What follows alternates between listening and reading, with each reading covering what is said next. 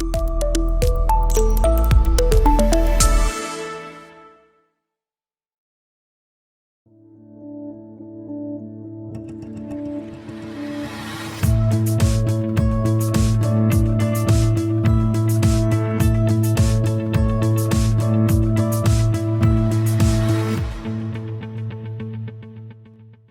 next speaker is Dr. Shan Siddiqi. Dr. Siddiqi completed his residency at Washington University in St. Louis, where he collaborated with other imaging experts to develop novel methods for targeting transcranial magnetic stimulation treatments. After his work in St. Louis, Dr. Siddiqi moved on to Harvard Medical School to learn from experts in TMS, and currently he works with world leaders in transcranial magnetic stimulation at the Center for Brain Circuit Therapeutics at Brigham and Women's Hospital, where he is further developing methods for individualizing brain circuit treatments. Dr. Siddiqi's work has been published in numerous peer-reviewed journals, including but not limited to Frontiers in Pharmacology and the Journal for Psychiatric Practice. Shan, thank you so much for being with us here today. Yeah, thank you, Michael. Thank you for the invitation. I hope that that I can share something useful. And of course, as Michael pointed out, what I study a lot is brain circuits and sort of novel next generation therapeutics, and that's what I'm going to talk about a little bit here. But before I just started doing all that, I am a psychiatrist, and so my job is, number one, to take care of patients who've dealt with a lot of really difficult things, and number two, to figure out better ways to take care of people who've dealt with really difficult things. And so today I'm going to tell you a little bit about how we're trying to figure out better ways, but I'm also happy to answer any general questions you guys have. So, so specifically, Michael asked me to talk today about what we're doing with PTSD and suicide prevention, like I said, I'm also happy to answer questions about other things. So when we say next generation PTSD care and suicide prevention, the reason that's important is because as it stands, it's really difficult to treat a lot of sort of very severe complications that can come out of trauma and trauma-related experiences. So let's just starting out briefly. I'm going to give you a brief introduction to one of the biggest problems that we have when we're dealing with how to treat people who are experiencing suicidality, and that's the emergency room. The reason is, so suicidality is the #2 cause of death in people ages 10 to 34, and number 4 in the next age bracket after that. So that's quite common, and it's we don't hear as much about it, partly because people who die as a result of suicide are often not publicized, and also, of course, that people of this age group are less likely to die in general. So the sort of traumatic causes and unexpected causes are more likely to happen. So when somebody is suicidal, what do you do? What we often teach people in high school or in your health class or in the public media is, if somebody's suicidal, call a suicide hotline, call 911, ask for help. And that's great. That's the best thing that you can do. And best case scenario, if everything goes well, what happens? The person ends up in the emergency room. Then what? The question is that, what do we do for the person then? The assumption is that once the person gets to the emergency room, they'll be evaluated by a professional and treated, and everything's going to be fine and dandy. Of course, that's an oversimplification, and it doesn't actually end up working like that. We are grossly understaffed. We don't have enough people there to sort of help patients in the emergency room. The emergency doctors aren't always well trained in how to handle it. So we run into this issue where people often end up in the emergency room for days with minimal care while waiting for a bed at a psychiatric facility. Our psychiatric facilities are overcrowded. More and more psychiatric facilities are being closed down because they just don't make enough money to the hospital. And so as a result of that, people are often literally waiting for days. In those days, they're not getting a lot of close attention because the emergency room is not designed to handle people for multiple days. The emergency room is designed to handle emergencies. And so the people who work in the emergency room don't have a system in place for doing basic things like checking to make sure that you eat your meals on time, or making sure that you get your medications on time. So in fact, very often we see that people in the emergency room take their medications less frequently than if they were just at home, because they don't have a system in place for doing that. So that's not okay. But the way that we've been trying to address that, the field has been trying to address that, is by increasing the number of inpatient psychiatric beds. But that's been difficult to implement.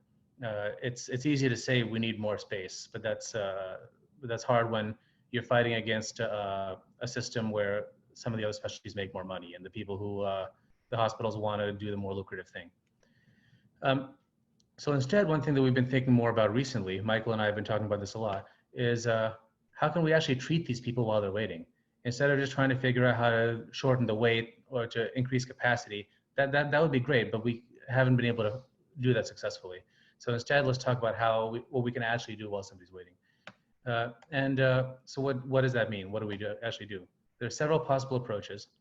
One is to start conventional treatment in the emergency room. Another one is to study sort of mindfulness-based psychotherapy approaches in this setting. The challenge with that is that it's hard to deploy a team of psychologists on a large scale. But a potential solution is to consider spiritually targeted therapeutics or other mindfulness-oriented therapeutics when appropriate, when a patient is willing to handle them or to sort of be receptive to it. In that manner, we can enroll clergy or just friendly volunteers, because of course clergy are not always the kind of person that somebody wants to talk to just sort of get people more engaged and get people thinking about recovery while they're waiting.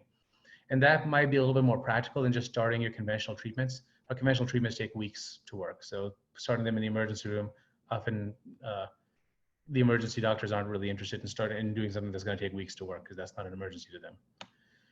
And then finally, we have next generation brain circuit therapeutics. And this is what Michael asked me to talk about today. There's cool stuff, but some of it's on the horizon, some of it's already available. So it's interesting just to hear about it and use it to better understand how the mind works. And so what do I mean when I say that? What we spend most of our time doing in our lab is using brain connectivity to study these next generation therapeutics. And what does that mean? For example, we can map connectivity in the brain. We can map all the connections. To the left, we have a map of anatomical connectivity, basically the wiring diagram of the brain, where how this part of the brain is wired to this part and is wired to this part. As opposed to functional connectivity, which is just which parts of the brain are becoming active always at the same time. So the yellow parts always get activated at the same time. The blue parts always get activated at the same time, but the yellow parts and the blue parts are activated at different times. So when things are activated at the same time in the brain, we like to say they're connected.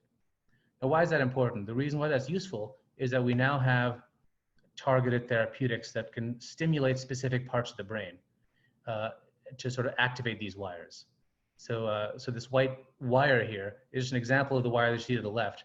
If we have a disease or brain disorder, such as depression, which is believed to affect these three circled regions, how do you hit all three of them at the same time? Well, one way is to hit the wires that connect all three of them.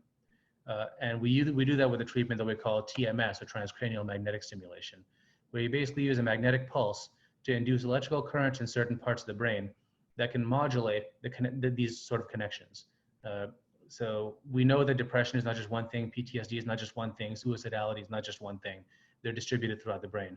So if we can potentially modulate the whole thing, that can accelerate recovery. It can help somebody activate brain networks that they're not activating very well, and that can be a nice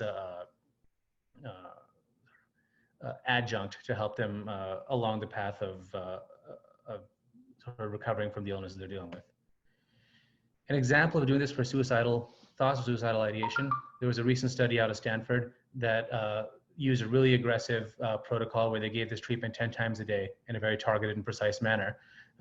And over the course of 5 days, 90% of their patients had total improvement in their depression. So you can see their depression scores at the beginning here, and the depression scores at the end here after 5 days, which is remarkably good for a depression treatment. Usually they're slow. But even better than that was the effect on suicidal thoughts.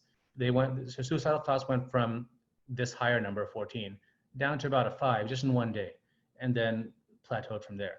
So what they stimulated somehow made people's suicidality a lot better, even faster than their depression got better. The reason why that's important is because suicidality is not just a consequence of depression. It tells us that what we've been doing, we're admitting people to the psychiatric unit and saying, let's treat your depression and see if your suicidal thoughts get better, might not be the best way. We might be able to work on sort of the hopelessness and the impulsivity, the different factors that lead to suicide, rather than just treating depression, which is only one of the many factors that lead to suicide. For example, in this case, the suicide got better before the depression got better, meaning they were modulating something else that made the suicide better, the suicidal thoughts better. So what were they doing? So one thing that to study this further, we mapped what we call our suicide circuit, which is the yellow and orange thing. Blue and green is what we've previously said was our optimal target to stimulate for depression. What does that mean? We had 7 different data sets where people got stimulated in different parts of the brain. Well, altogether, about 250 patients were stimulated.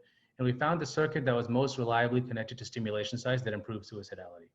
What we got was the yellow stuff, whereas the blue stuff is what we stimulate for depression. So in other words, what the sites that improve, the stimulation sites that improve suicidality, not the same as the stimulation sites that improve depression. It's a whole different thing. It's a unique thing that requires individualized attention.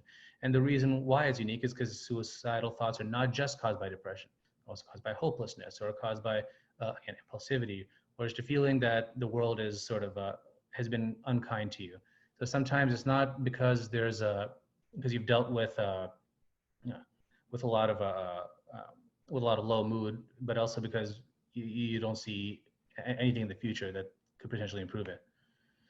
So the suicide circuit overlaps partly with our blue depression target, but not completely.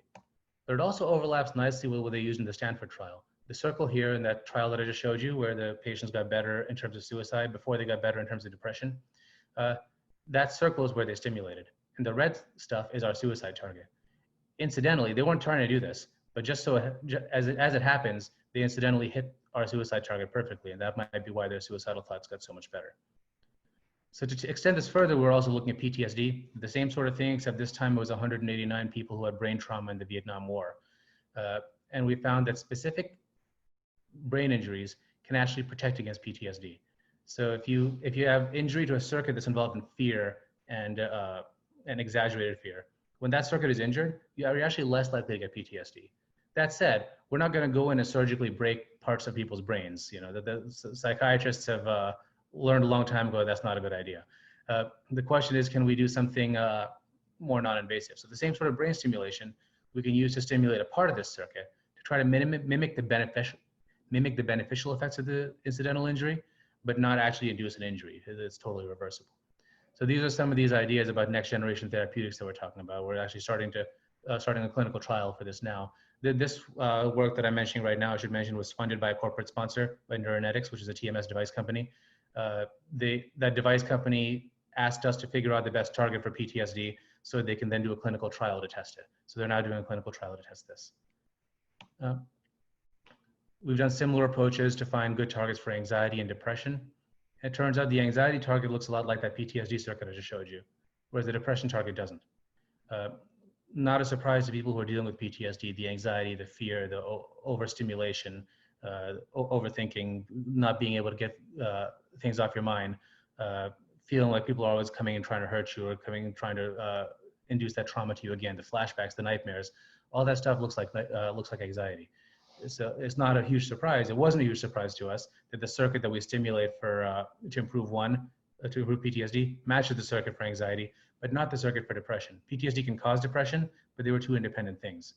So so what we're doing now is we're launching a clinical trial where we're going to simulate one circuit or the other, and for people who have both anxiety and depression. Many of these patients are going to have PTSD because PTSD is one of those things that causes both. And see if we can selectively improve one or the other so that we can start to develop targeted treatments that are going to be individualized to each specific patient. So what does this mean? Psychiatric disorders are complex and highly individualized. We already knew that, but we have now sort of brain circuit evidence for it. We have different circuits for depression, PTSD or anxiety, and for suicidality. There are 3 different things. They're related to each other, they're intrinsically linked, but they're independent. So in the future, that might translate to new precision therapeutics. But in the short term, that means that each person needs a tailored treatment plan rather than a one-size-fits-all solution. So that's what we have to think more carefully about.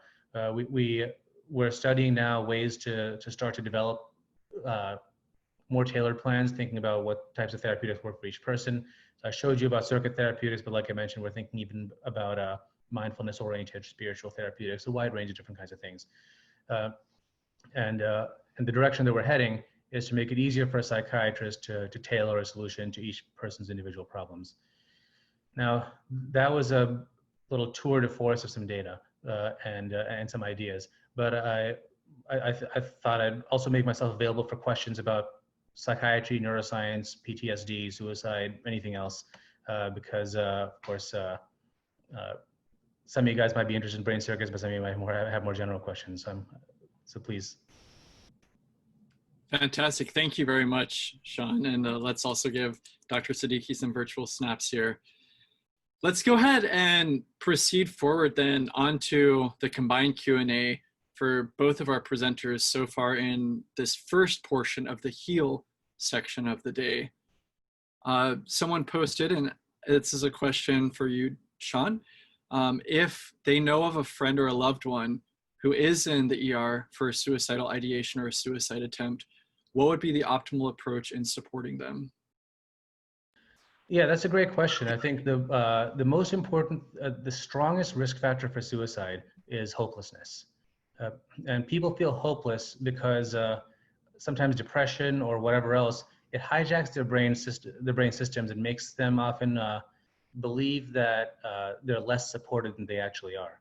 So very often it's just that show of support, just reminding people that you're there for them, that you look forward to them, that you want them around. That alone can be enough to just say, to make people realize that, you know what, maybe things aren't as hopeless as I thought. It can also help to have a reminder that things weren't always like this, and that can help you realize that things won't always be like this. But I'd say if there's one thing that you can potentially help somebody with is to help them, help remind them why there's hope for the future, particularly in the relationships. One other thing that leads people to become suicidal is when they start to convince themselves that they're a burden on their family and friends. That's one of the biggest one of the biggest risk factors. And very often I'll see a patient who says, "Oh, I would never kill myself because I don't want to do that to my family and friends."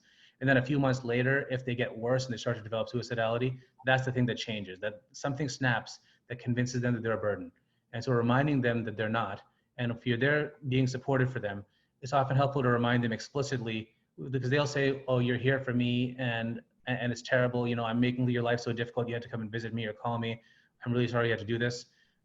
It helps just to say the simple thing, "Well, wouldn't you do the same thing for me?" And most of the time they'll say, "Well, yeah, I guess I would." Wow. And that alone can make a big difference.